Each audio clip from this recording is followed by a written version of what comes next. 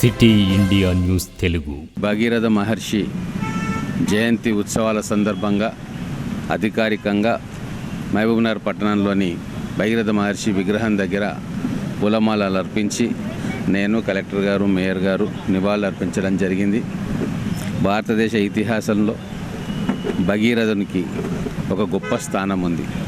దేశ మూల పురుషుల్లో ఒకరైన భగీరథుడు ఈరోజు తరతరాలుగా కొన్ని వేల సంవత్సరాలుగా ఏ కష్టతరమైన పనిని మనం సాధ్యం చేసుకోవాలన్నా అది భగీరథ ప్రయత్నంగా ప్రతి ఒక్కరు కూడా గుర్తుపెట్టుకుంటారు.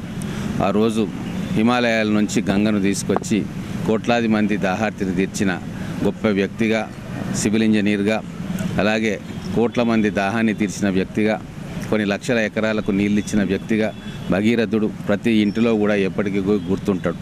సో అటువంటి మహర్షి వారి కష్టానికి ప్రతిఫలంగా ఈరోజు భారతదేశం అన్నపూర్ణగా ప్రపంచ ప్రఖ్యాతిగాంచింది.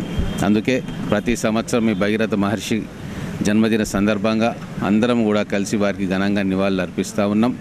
వారు మానవాళి కోసం చేసిన ప్రయత్నాన్ని మరొకసారి గుర్తుకు చేసుకుంటూ ఎంత కష్టతరమైన పన్నైనా సరే మనం వారిని తలుచుకుంటే ఖచ్చితంగా అది తీరుతుందన్న నమ్మకం ఈరోజు కూడా కోట్లాది మంది భారతీయ హృదయాల్లో ఉన్నది. అందరికీ భాగీరథ మహర్షి జయంతి శుభాకాంక్షలు. ఈరోజు ఈ జయంతి జరుపుకోవడానికి ఇక్కడ గౌరవ ఎమ్మెల్యే గారు, మేయర్ గారు, మూడా చైర్మన్ గారు, అంత పెద్ద నాయకులు వచ్చారు.